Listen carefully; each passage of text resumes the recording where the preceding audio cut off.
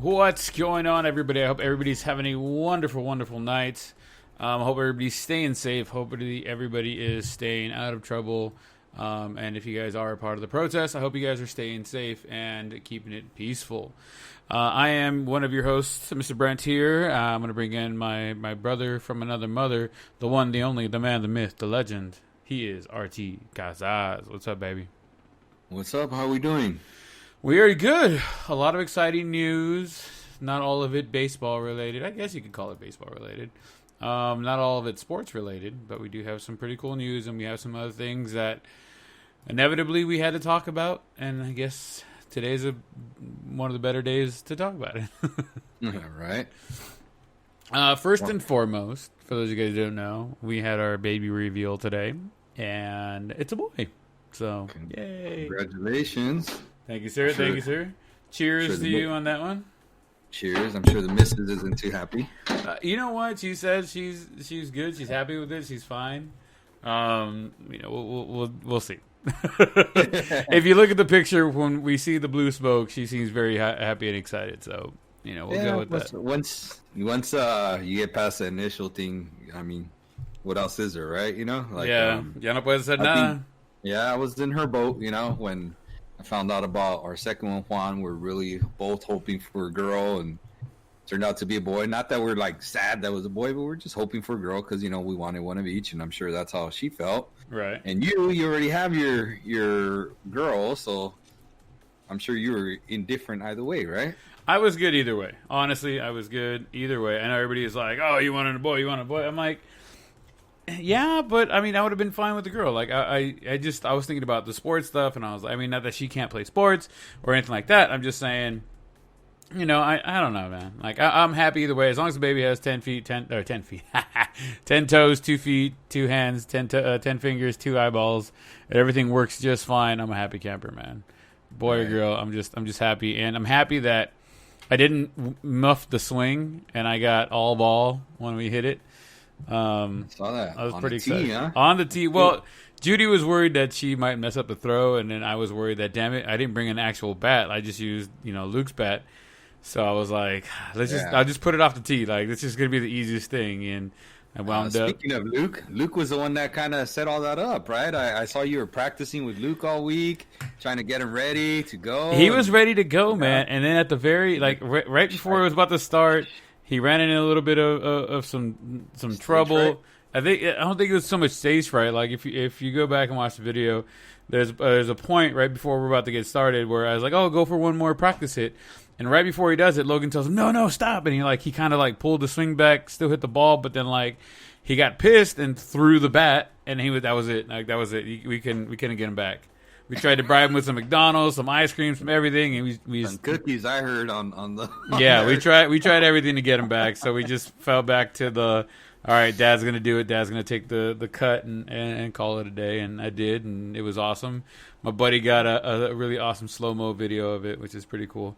I have that posted on my social media, so that's cool. Similar to what we had done with for our mistake gender reveal, right? Because Leo was supposed to be a girl. For those of you guys that don't know, we had a gender reveal, and Maria pitched me a ball, and I smacked it, and came out pink, and then Leo was born, and it was actually blue. Yeah, no. I asked the lady who did the ultrasound. I'm like, "Are you sure you know what it is?" And she's like, "Absolutely. There's no question."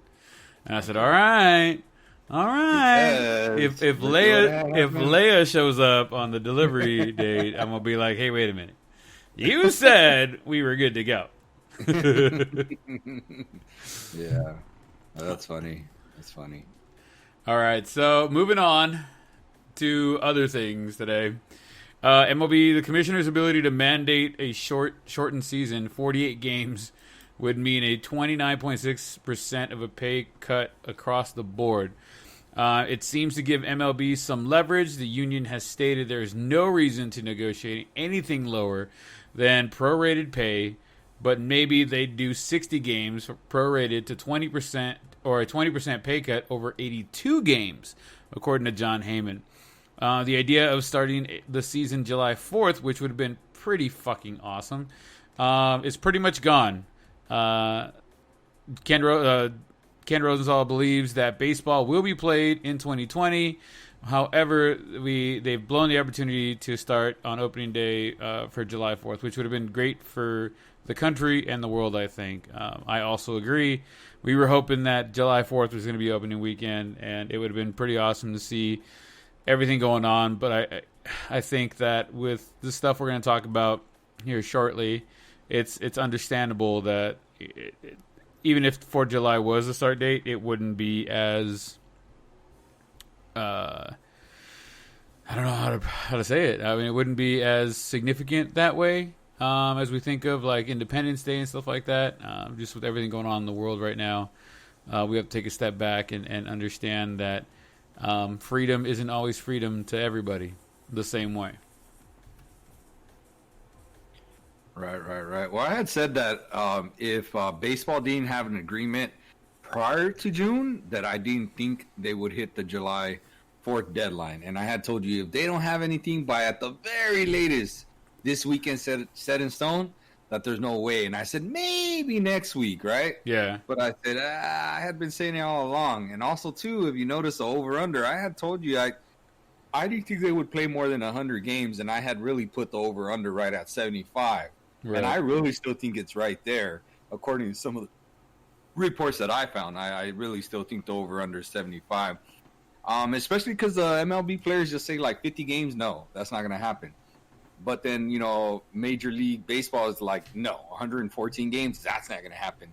So, obviously, the only other way to look at it is, well, it's going to be under 100, and it's going to be over 50. So, really, the halfway point, if you're 75. Trying to do negotiations, is going to be right around 75, right? I mean, that's the way I see it. I'm not saying 75 is the exact number, but I feel like that's the over-under, Yeah. And really, that's what I would have to see what kind of schedule they decide to put out and stuff like that. But I just think that's going to be right around the number that's going to be. And then let me read the reports here that I found on Yahoo. It says, first, the good news. MLB players will report to spring training even if the owners impose an approximately 50-game schedule. Because of this, people on all sides of the current labor dispute are extremely confident that there will be a 2020 season, which I wasn't extremely confident, but I'm hearing really good stuff about it. I just think it's going to be a black eye on baseball if they don't return, I feel like, how we've been talking about that ESPN that we can't wait till we see, the summer of the chase, between McGuire and Sosa. Yeah. I feel like the baseball will go back to that time in baseball if they don't have a season where like they'll lose a lot of that fan base, like the casual fans, right? They'll lose a lot of those casual fan base, and they're gonna have to find a way to get them back. Does that make sense? Yeah, very much so. And I just really think they don't want to do that because baseball is just, for those that don't grow up loving it, it's kind of a hard game to really get into. I understand it. It's slow. It's stuff like that. I have a lot more casual baseball fans than I have diehard baseball fans. And I mean, you are, I am, and I know a couple like really close friends of mine. Sardano is one being one of them. But I also have a lot of really close friends that are kind of like, we can watch a game. It's cool. But they're not like invested in the game and watching it like one of us would be. Right. So I understand, they're going to lose a large percentage of that. The longer they wait and the shorter the season, the more of the casual fan they're going to lose, especially having to start so late. They're going to be fighting with football for some airtime and yes, viewership. Exactly. So here's some more good news. MLB might make another financial offer to players after all, according to sources, despite a belief earlier this week that it would not. A negotiation for a new agreement on pay is not over, and it won't necessarily be limited only to the back channels. And for now, the more complicated part of this update. Players really do appear ready to stand on principle on receiving full prorated salaries. What does that mean? What does that mean? Owners are almost certainly expecting players to accept a small pay cut beyond a prorated structure laid out in their March 26th agreement with the players. If the owners somehow manage to get everybody to agree to pay full prorated salaries for a more palatable. No, whatever you said, I'm not going to say it again. It's annoying after the second time. Number of games, say 70-80, which I said 75, right? Yeah. The players remain willing to offer a number of sweeteners. This is, I think, real cool, right? 2 years of expanded playoffs, and here's the real cool part: mic'd up players on MLB Network. Salary deferrals. I thought that was real cool. The mic'd up. Oh, players, the mic'd up would be awesome. Every time they show, they do have like those spring training games where they do have them mic'd up and stuff like that. It's so awesome to be able to hear the players and then like talking a little bit of trash here and there. Yep. So I think that would be really awesome to have. Yeah. Do you remember by any chance? Did you hear the one where what was his name? First baseman Rizzo from the Cubs. He was walking the announcers through that bat.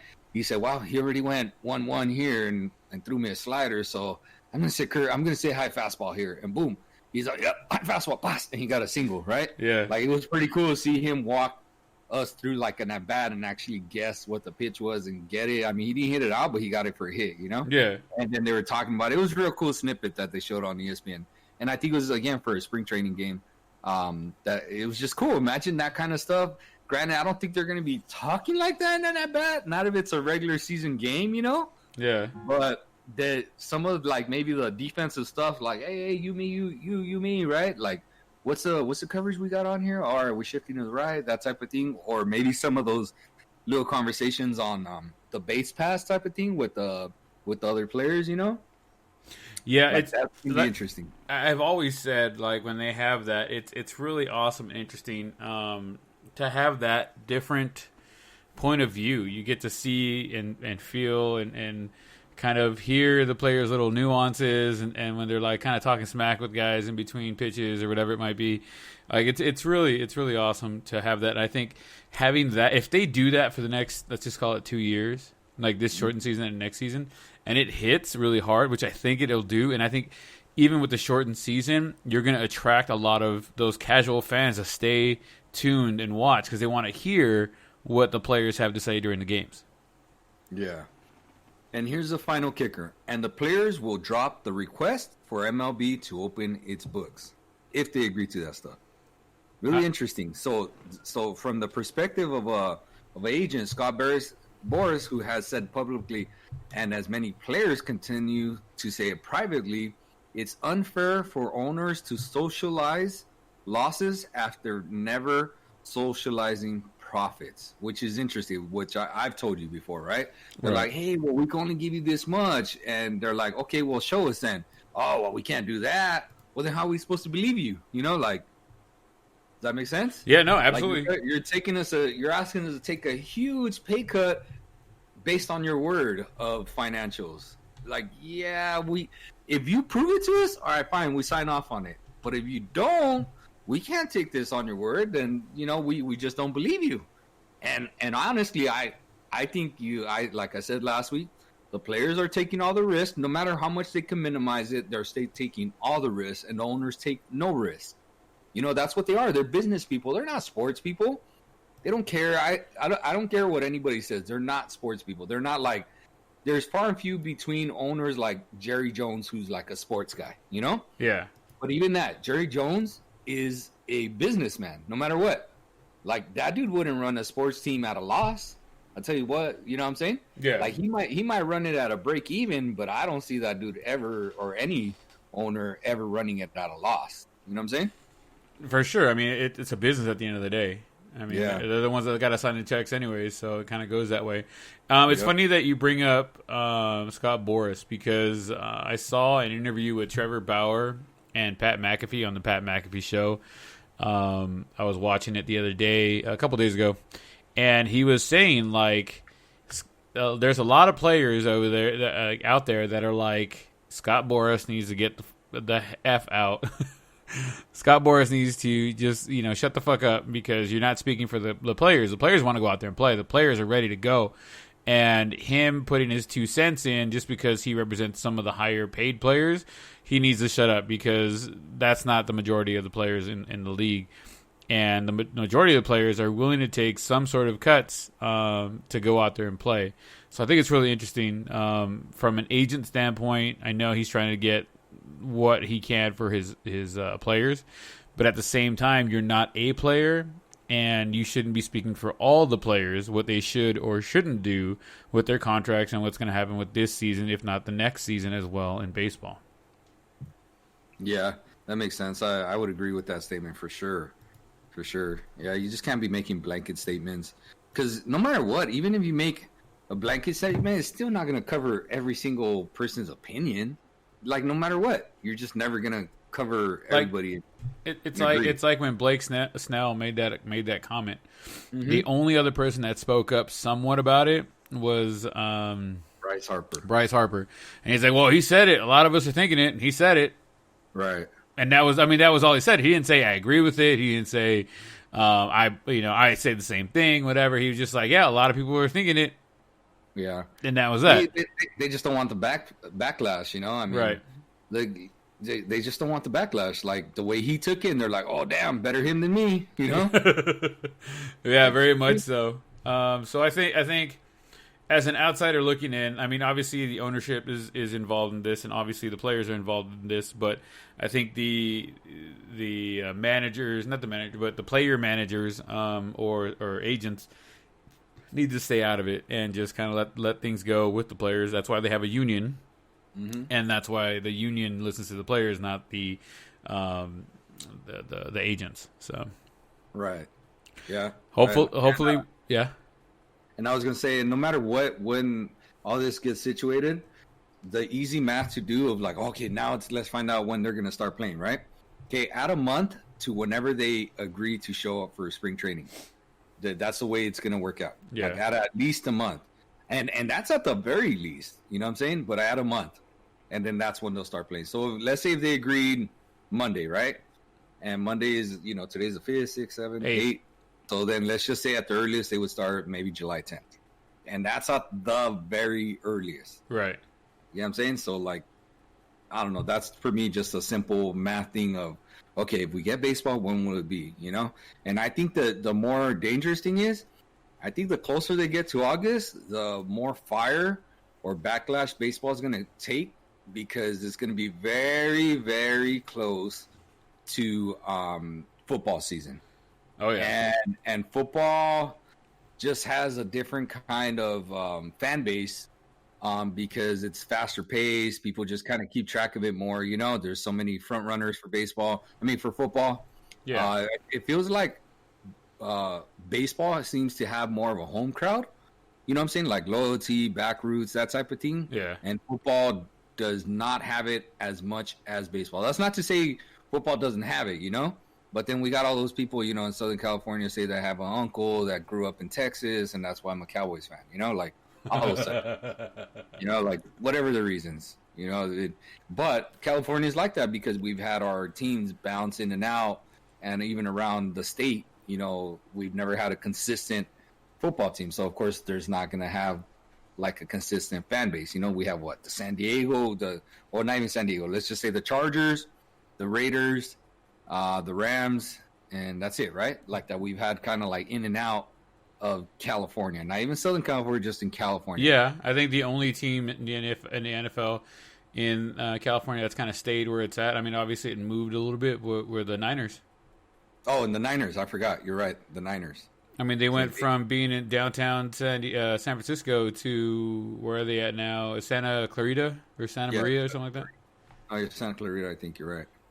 Yeah, you're right. So, but you know what I'm saying? Like, it's just hard, to kind of like build a fan base if you're constantly moving teams around, like it's never been, the Austin Cowboys, it's always been the Dallas Cowboys, Green Bay Packers weren't like in some other spot, like a lot of these teams have started there, originated there, and basically stayed there.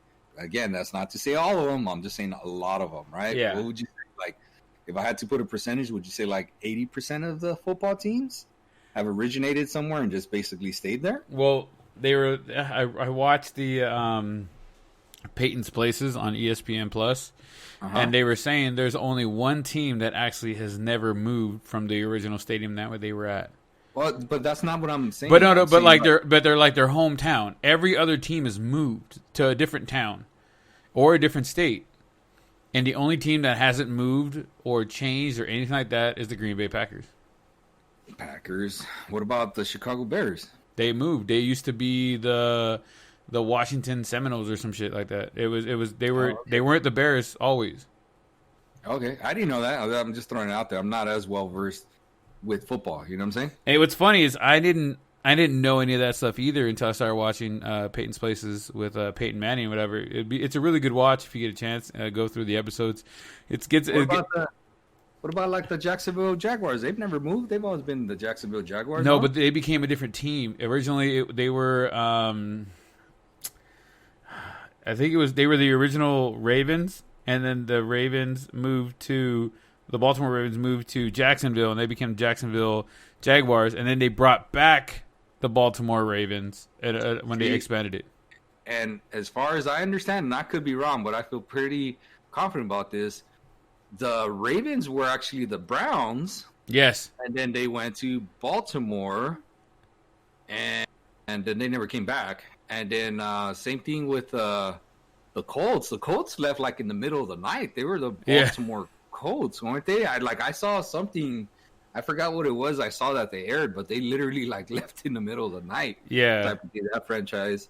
And then they're in so Indiana, they're in Indianapolis. So there's a lot of teams out there that have moved around. I mean, even Dallas moved a little bit. I mean, they technically play in Arlington. Okay. You know what I mean? But they're still the Dallas Cowboys because that's where they started. But they, obviously moved facilities to or actually they had their facilities put in Arlington. So, but they were saying the only team that has never moved away, moved to a different town, moved to anything, or changed their name is the Green Bay Packers. Green Bay Packers. Interesting. And they seem to have like some of the most loyal fans as well. Oh, absolutely.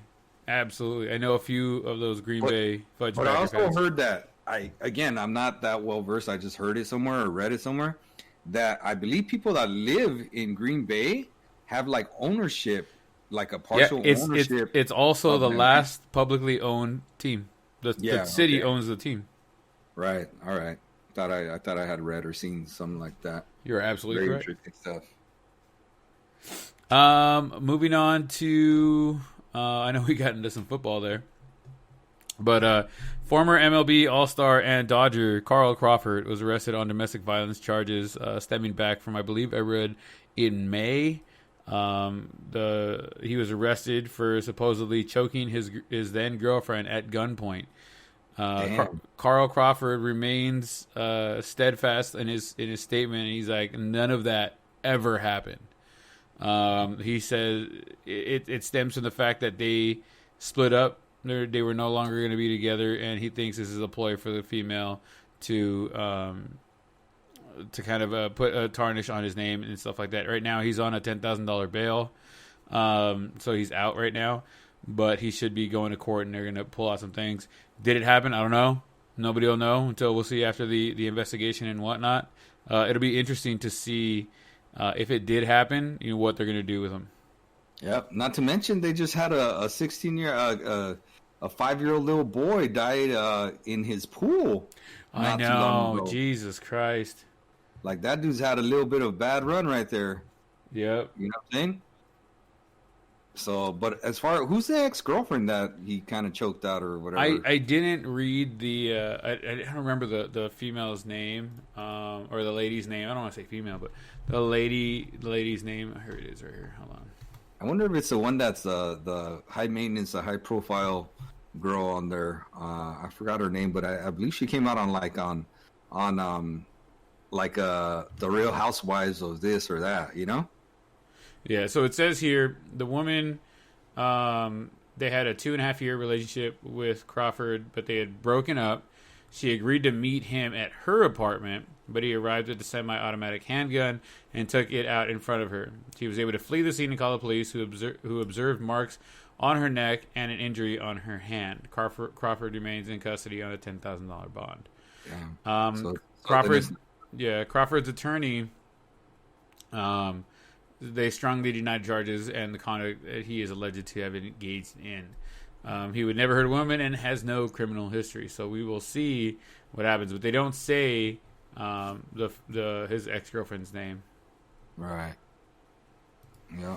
Interesting. So we'll just have to see what happens there. Hopefully, it's a case of breakup blues, and none of this actually happened, because I feel that right now it would be a black guy that the baseball doesn't need right now. I don't think any sports. He's only 38, and he's been out of baseball for how long? A while now. Yeah, right. He's only 38. Well, I'm a little surprised. He was a stud when he first came out with Tampa Bay. I really liked him a lot. Yeah, he actually was really awesome for a long time. Yeah, he was a good ball player. And he came out of Texas, and he had a real good story. I forgot, I saw it somewhere on ESPN. He had a really good, interesting story of how he came out and where he came out of and stuff like that. Yeah, he had a real good background. I forgot what the video segment that I saw, but I remember I liked it, and I was like, oh man, this is interesting. Never knew that about him. Never knew this about him, Yeah. And then he grew up with somebody, another famous ball player. I'm trying to think of who that famous ball player was that was his childhood friend, and they both made it. Well, like I said, hopefully the truth comes out, and hopefully none of that is true and whatever it might have been. So found it. I remember who the dude was. It was Michael Bourne. He played for the Houston Astros. He was pretty good. He was known as a speedster. Mm-hmm. But yeah, his childhood friend was Michael Bourne, and they both made it up to. They had different paths, but they both made it out up to the majors, and it was pretty cool. They played on the same little league team and stuff like that. Stuff like that's always cool. And hopefully, my boys will get a chance to play together at some point. How far apart would they be? 3 years, 3.5 years. Okay. It wouldn't be towards the end of it, but still, probably in high school being able to play together. Yeah. One being a senior, one being a freshman. That's if they play high school sports, because didn't Logan only play 1 year or something? He was only in track and field. Okay. Track and field. Football? I thought he played football freshman year. No, he went to go try out, and he got hit, and that was that. Yeah. Boy, didn't want to get hit, so. I hope you get your first athlete that makes a varsity team, right? Yep, I'll be excited when that happens. Yeah. Quick snippet on the NHL. Facilities to open on Monday. The NHL's playoffs will not be bracketed, but are reseeded after every round, qualifying with the best of 5 in each round. All other rounds will be best of 7. So the first set of rounds will be a best of 5. Those ones move on, and they'll get reseeded, and then all the other rounds will go best of 7, and then get reseeded on and on and on as it goes. So it'll be interesting to see how that works out. So the NBA, moving on to them, is planning to resume by July 31st with 22 teams playing in Orlando, running through October 12th. 13 Western Conference teams and 9 Eastern Conference teams. They are going to play 8 regular season games to determine the playoff seedings, play in for the 8th seed. The Bucks, Lakers, Raptors, Celtics are in for sure. My boys, what's up? With 8 teams, with the 8-game format. They didn't say anything about the Bulls. Chicago Bulls. Yeah, I know. I read Raptors, and I was like, yeah, wait, no. With the 8-game format, Heats, Pacers, 76ers, Clippers, Nuggets, Jazz, Thunder, and Rockets would also be in. The Mavs would be on the brink of a clinch. That leaves three spots for 2 people in the East, or 2 teams in the East, and 6 for 1 spot out in the West. Teams are reportedly will play all day long in a summer league like the format down at Disney World. The playoffs would be 2 to 4 games per day for early rounds, 1 to 2 games after that. So they're going to be playing all damn day. And I think it's going to be really interesting how they're going to squeeze everything together. But the really good thing is that they're all going to be in the same area. So they don't have to fly anywhere. They don't have to go anywhere. They're all going to be at Disney World in Orlando. So what I find it interesting is they're gonna all. I wonder how many of them are just gonna be like basketball junkies and stay and watch the games. You know, like after, let's say if you're the first game, right? That if you play the first game, are you gonna stay and watch the other games afterwards? You know, and like just watch them, basically like scout them in person. Oh, that would be really interesting because they could stay there. They're not gonna let fans in, so it makes it easy access. You know, they tell them, hey, you just gotta make sure that you're this far apart. It's easier to regulate it within themselves. You know. Yeah, I mean, I think you know what? I hope that they're listening out there and that they do that. They allow them to go out there and be able to watch the other games that in person, because then you'd have some semblance of actual people in the crowd. So yeah, maybe even mic them. Oh, let them do some color commentary on the sidelines. I think that would be really dope. Man, that was interesting how they broke down that. You know, that backdoor screen, blah, blah, blah. Oh, that was a sick pass, blah, blah, blah. You know, stuff like that. You know, like, they're NBA players. They get excited, too, you know, about just watching basketball in general. Oh, yeah. You know? Like, who doesn't? Whatever sport they're playing, they're like, oh, my God, I can't believe you did that. You know, like, just there's going to be those moments. It'd be cool to have those players in the stands just talking about them. Like, I don't know. I think that'd be awesome to have. And you're right. It is going to be it's going to be like a summer league feel to it, where it's just basketball going on all day. And in the summer leagues, I don't know if you ever noticed, but a lot of NBA players go and watch those, you know, rookies who are in the summer league, or those second-year players who are really trying to take that next step and become like starters or key figures off the bench, you know? Yeah. So they go over there to the summer leagues and watch them play. They don't necessarily play any, but they go watch them play. So I think the same kind of effect is going to have on this with Disney World and stuff like that, you know, being so close and just having the games and everybody access and everybody staying in the same place. Like, I think this is going to be real cool. I'm very curious to see how this, like, how they talked about like 6 spots in the West for one, or 6 teams fighting for one spot in the West. That's very interesting. That sounds like they're appeasing to the crybaby from the Blazers over there, Damian Lillard. Yeah. But the 3 spots for 2 in the East is real cool, because that seems more like plausible, you know? I found it interesting that they were talking about how there's going to be like, what was it, like 13 teams from the Western Conference in the playoffs and 9 from the Eastern Conference. Like, that's kind of weird, because normally it's half and half, you know? Maybe the Western Conference is just that much stronger, you know? They're doing a overall standings type of thing, you know? Yeah. And it looks like, based on who's in for sure, because it says Bucks, Lakers, Raptors, and Celtics. My guess those are the top 4 records teams in the NBA, because only the Lakers are in the Western Conference from those 3 teams. The other 3 are in the Eastern Conference, you know? Yeah. So, like, man, to me, all this is awesome, because this is happening, you know? Like, this is actually going to start. Like, they're just ironing out the details. And I hope baseball gets to this point, because right now we're just sweating it out with baseball. You know, with basketball, like I've said all along, it sounded like it was only a matter of time. And now they kind of gave us a deadline and stuff like that of what they're working with. And they're just ironing out the details, and it's going to be ready to go. And I think because they're ironing out the details and it's going to be ready to go, I think basketball, who's already like a global sport, is just going to become that much bigger, you know, especially if baseball doesn't step up literally to the plate, right? Pun intended. Right? So, anyways, that's some cool stuff. A little side note that they're talking about is, you know, the NBA might use crowd noise from the basketball, you know, from PS4 and Xbox games, from the 2K games as their crowd noise, you know, like to get everybody excited, hyped up. They're on TV. I feel like it's going to remind me of those games on MTV when they had like the Rock and Jock games. Yeah. Where they had the music and they were talking. Like, it'd be dope to have, like you said, the players mic'd up, especially the guys on the sidelines talking, color commentating about what's going on, what they see, and how they see things and going. I mean, I don't want to bring back the 20-foot hoop where you get like 10 points or make it in the 20-foot one. But it would be very interesting to have that sort of atmosphere when it comes to the games, if they brought some of those aspects from the Rock and Jock games into the playoffs and whatnot. Yeah, that would be pretty cool. It says another thing that I find really interesting, because I know they're pushing back the drafts, you know.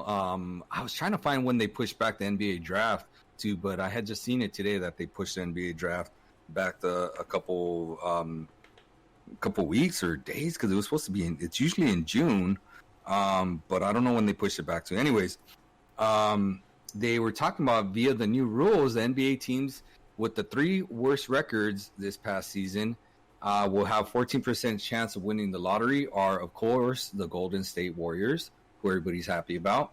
No surprise, the Cleveland Cavaliers, who just, without LeBron James, basically suck every year. Minnesota is a surprise on there, the Minnesota Timberwolves. The Atlanta Hawks, another one that's a little bit surprising. Detroit Pistons, not too surprised there. And the New York Knicks, man, that franchise is just reeling. Every year it seems like they think they found their star, and just the star hasn't really produced like a star or someone that would really take over. And then missing by a hair in the standings was New York. So they're the ones missing it. So, but very interesting, very, very interesting stuff. How the mighty have fallen. Golden State just a few years ago. Golden State, right? On their run, they were just, you know what? To me, they were just the first year that Golden State came out and really started like killing everybody and shooting, kind of revolutionizing the game by shooting the 3-pointer. It was fun, but it just seemed like they were rubbing in a lot of taunting and a lot of sportsmanship type of stuff going on amongst that franchise, you know. And now that they haven't been killing everybody, and Klay Thompson's hurt, and Stephen Curry's hurt, and even though Curry was coming back right as the season came to an end, I think everybody's happy because Draymond Green, who just talks so much and just annoys everybody, I feel like he was riding the coattails of those players more than anybody. And that dude, now that he had a chance to like kind of carry the team, shoulder the load, he can't even average like a double-double. He can't average like 10 points and 10 rebounds. And you would think if you're in the NBA and he was, a 3-time All-Star, the double-double when there's, shooters are gone, that would be easy to do. Oh, absolutely. You know what I'm saying? But that's why everybody's on his head about it, And he's kind of like that dude that just happened to be on the real good teams, that got really lucky and just got carried by everybody. But he runs his mouth like if he's an elite player. And he's a dude that, again, when he first came out, because he was always an underdog, like in college and stuff, I kind of liked him at first, because he did all the dirty work and he was a real solid player. But now he carries himself like if he's some kind of elite player, and he's really not, And now he's really just paying the price with everybody, and everybody's on his head about stuff, Yeah, I mean, so. You put yourself in a situation where you have all these amazing players around you. Of course, you're set up to succeed. But when those players start leaving the team and you start losing the pieces, and then you start falling on your face and you're not doing as well. There's only 1-2 players on there that are really like, those are the superstars that have to carry the team now. They don't have a full lineup to go out there and make a play for a championship. Right. So yeah. I mean, what do you think? Do you think they pony up and trade Steph Curry somewhere to try and pick up some draft? I really think when Curry and Klay Thompson come back, that they're so deadly with shooting, they expand the court, which opens it up the center for Draymond to kind of take over a little bit or be his own guy. And I think they'll be fine. Do I think they'll win championships with Curry and Thompson back? I don't know. I mean, it's possible. They won their first one with basically that team, and then obviously they won their next 2 with Durant, which was a super team, obviously, by then. Yeah. So I think they'll be like a playoff contending team, but I just feel like I'm very curious to see how they come back, because they came back from it seemed like serious injuries. So when dudes get hurt and are gone for that long, they're never quite the same players. So if you're expecting them to be elite players again after these injuries and be championship contenders, I don't think that's going to happen. I think they're going to be very good players. I think they'll be all-stars. But just because you're an all-star doesn't mean you're an elite player. Elite player is like, top 5 in the league. And obviously Curry for a long time was a top 5 player in the league. And Klay was probably a top 10, Do I think Curry's a top 10 and Clay's outside of the top 10? Yeah, probably. Does that mean they probably make playoffs and stuff like that? With them still being at that caliber? Yeah, probably. Do they win championships? Probably not. Yeah. No, I'm with you there. Do they make the playoffs? I do think they do. Are they one of the lower seeds? Absolutely. Do they make a deep run? Probably not. Yeah. All right. I mean, we have to get to it because we have to get to it. You know what I mean? We talked about this last week, and we said, we're going to kind of wait and see how things go, but things are still going in that direction. So we'll start off with Roger Goodell from the NFL. Finally speaks out on the situation happening right now throughout the world. He said, "We are wrong for not listening to NFL players earlier and encourage all to speak out and peacefully protest." On top of that, Adrian Peterson, the future Hall of Famer Adrian Peterson, on if he will kneel during the national anthem this coming season, he said very plainly and very... He said very plainly, without a doubt. Yeah. So that's a touchy situation, like I get it. To each their own with their opinions, type of thing. We might have different opinions or whatever, and I just think there's no one opinion that's correct across the board. But what I will say about Roger Goodell is that, you were talking about this off air, is that he works for the owners and the players are more his workers. So he's trying to appease to the owners, not to the players. But now it's gotten so big that he's not really answering to the players, he's answering to the masses, which is the fans. Right. Does that make sense? Because it's gotten so big that everybody's starting to speak up. Look at Drew Brees, where Drew Brees, he seemed pretty adamant about his opinion.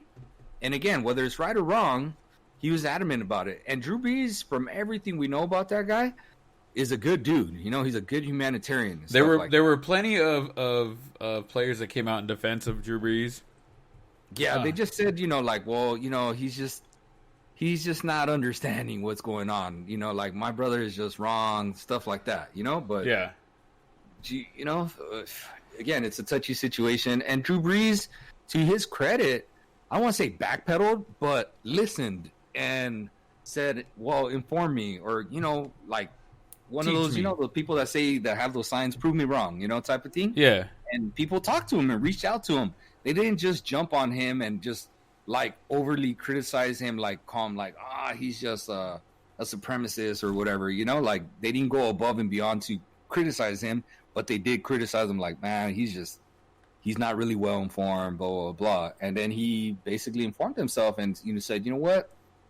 I'm wrong to say this, and let me just change my opinion in a different direction." Yeah. I feel I have two different opinions about everything, about the subject matter that we're talking about here with the systemic racism, the Black Lives Matter movement. For one, I was in the military for 8 years in the Marine Corps. To me, the flag represents a lot of struggles and blood, sweat, and tears, and my camaraderie with my fellow Marines and soldiers and airmen and seamen and across the board here in the United States and across the world. At the same time, I understand because I've been pulled over for standing while Mexican. I've been pulled over for driving while brown. DWB, as they say. So I understand. DWM. Oh, DWM, my bad. So I understand the troubles and things like that why people are doing what they're doing. It does irk me a bit when I see people kneeling for the national anthem. Do I understand why they're doing it? Absolutely. Is it their right as an American to do that and silently protest? Absolutely. Absolutely. At 100%, I agree with that. I am standing in solidarity. I feel that, I think maybe because I come from a military family, I stand for the national anthem. I put my hand over my heart, or I stand at attention, whatever it might be, because of why I fought for the country and, the flag and what it means to me. What it means to me and what it means to a lot of different people are two different things. And like I said, everybody's entitled to their own opinion. And we need to be able to allow people to have a different idea of what something represents and be able to listen to that idea without having to jump down their throats and tell them, no, you're wrong. You have to look at things my way. My way is the only way. I think that we need to be okay with people having a difference of opinion, but we also need to be able to listen and without, without being pretentious about why we think they're wrong and we're right. Like, everybody's entitled to their own opinion. Obviously, there are certain things that are just blatantly wrong. Racism in any way, shape, or form is blatantly wrong. Anybody who think that's it's okay, that is a problem right there. But if you see a flag and you see one thing and I see the flag and I see it for a different reason, it doesn't mean that we're both wrong. It just means that we both see it in a different light, but we both respect what each other have to say about it. You know what I mean? Right. Yeah. I mean, I could definitely see that.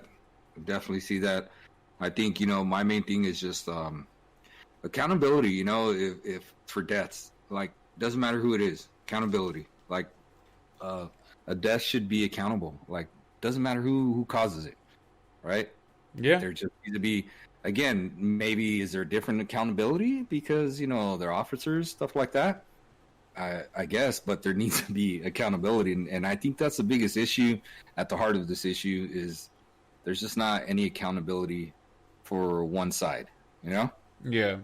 And at least if we could just make everything as small as possible. I get that there's just so many different ways that all this goes, but to me, I guess the one simple thing is accountability, and I think the system has to change and create some accountability that is at least uniform for those that are wearing a uniform. Yeah, I read something the other day. It struck a nerve with me, and they said if there are 10 bad officers in a pool of 1,000, there's 1,000 officers and 10 of them are bad, then there's and nobody says anything, then there are 1,000 bad officers. Obviously, the 10 that are actually doing the bad things, but the other 9,990 who aren't saying anything about it. I think one of the big mistakes that we're going to make is to defund the police departments. Instead of defunding them, we should fund them more to have more money going towards internal affairs, to investigate, problems. To money should go towards their mental health, dealing with post-traumatic stress, dealing with mental disorders and issues, and consistent checkups and going back in there like, hey, how are you feeling? Hey, what's going on? Is there anything that's bothering you? Because I think a lot of this stuff stems from not being able to fully understand the issues and things like that. Because to be honest with you, I have family that is in that's a police officer. And I know that she carries a lot of baggage with her, but I do also understand that she goes and speaks to not a therapist, but a counselor about these things, and it helps her cope with these things. Because, they're out there. They got a target on their back every time they walk out the door in a uniform. And let's just be real. It's just like when I was in Iraq. Anytime I was out in public in Iraq, I had a big old bullseye on the front of my chest, right? Anybody could have walked over there and tried to shoot me. It is what it is. You walk out there, the job that you join, that you have, and you go out there and you do it. We need to be able to have a way for them to be able to step away and be like, okay, I'm not feeling well. I'm not doing this. I'm not doing that. And I think it's gotten so stigmatized that people are afraid to do that. I know it took me 8 years or so before I went and saw somebody about my post-traumatic stress from the war and the things that I saw, the things that I did, the things that had to happen.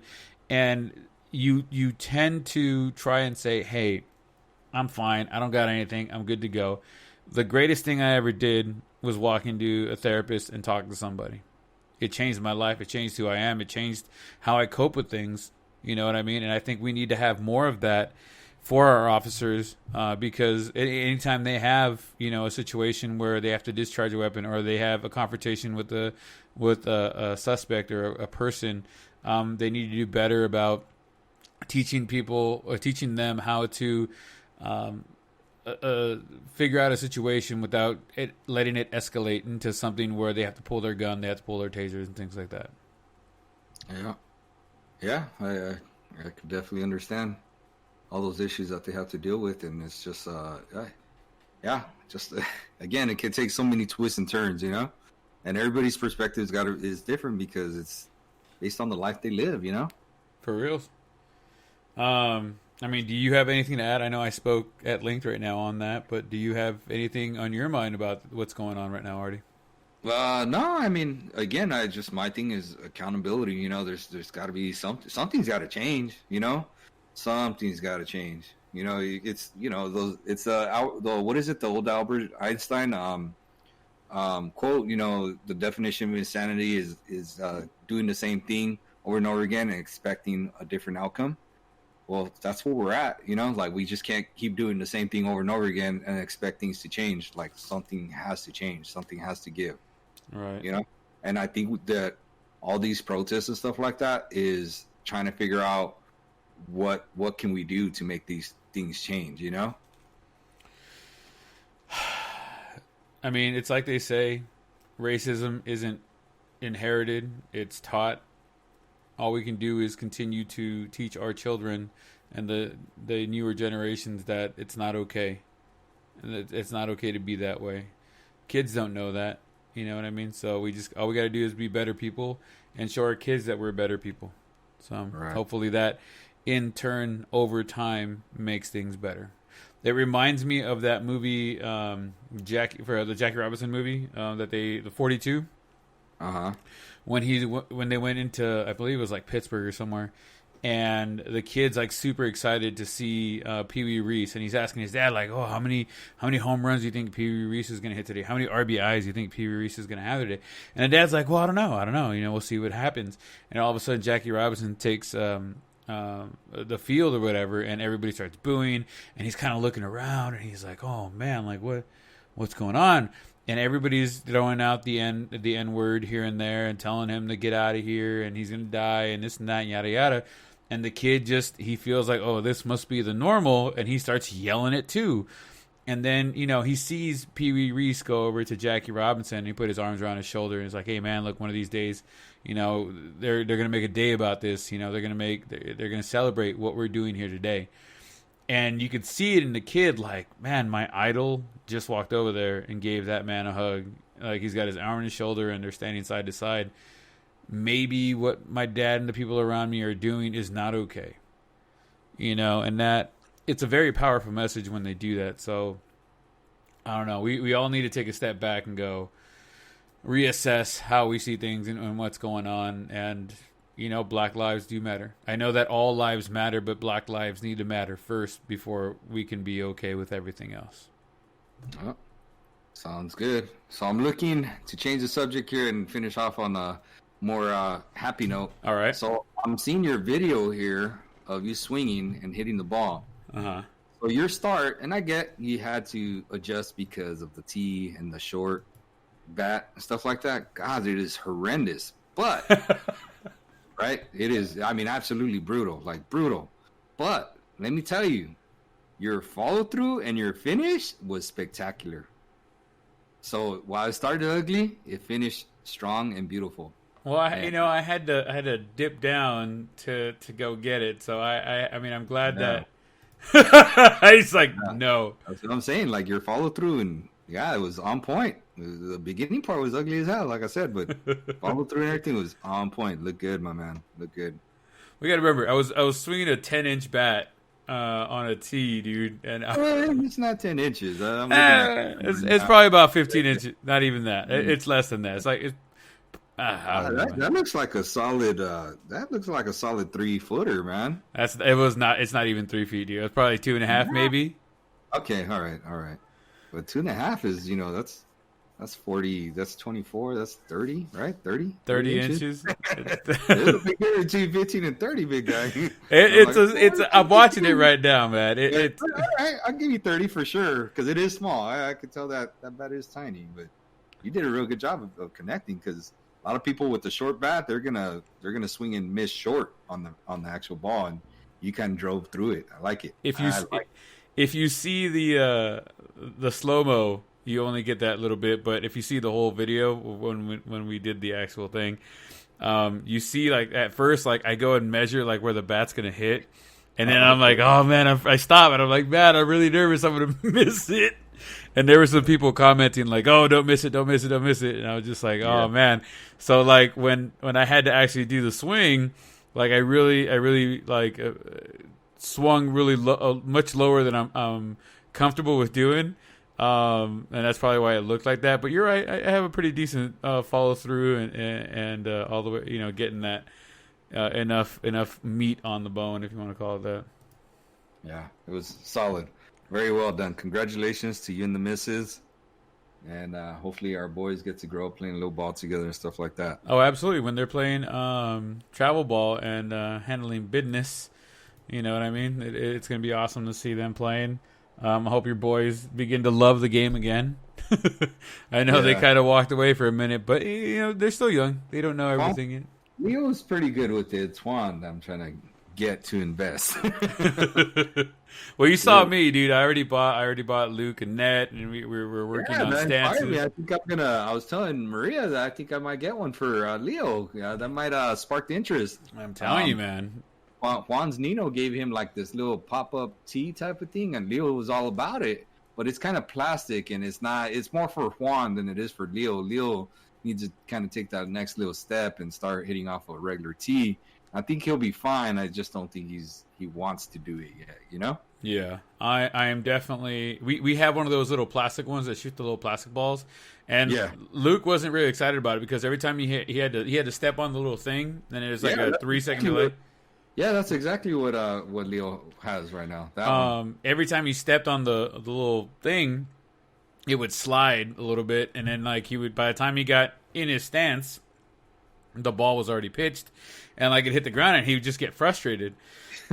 So I was like, I'm better off just throwing the ball at him and letting him swing away. He's definitely getting used to the new bat weight because he's been swinging the plastic bats with the foam on them or whatever. But I got him the lightest 10-ounce composite bat I could find at Big Five for a decent price. Okay. So definitely went to Big Five. That's where I picked up the net. That's where I picked up a couple balls and stuff like that.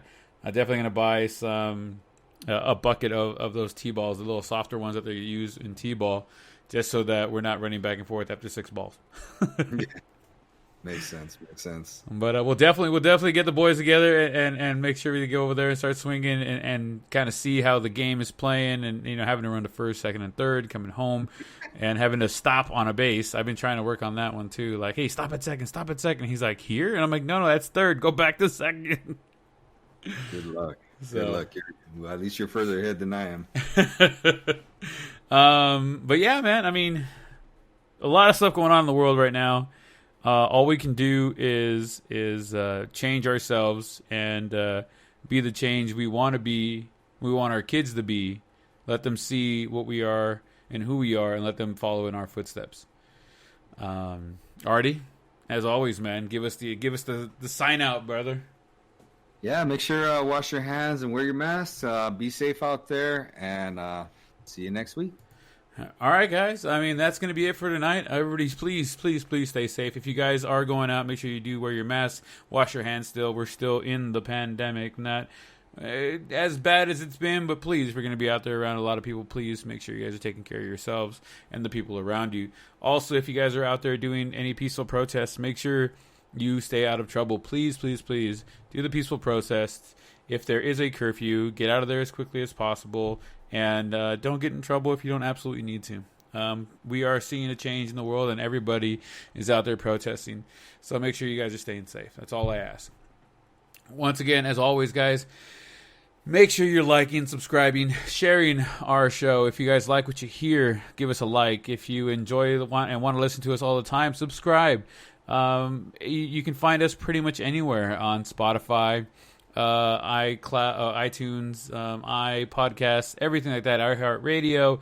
We're everywhere. I mean, we just want you guys to enjoy what you guys are listening to. If you guys want to listen, if you guys have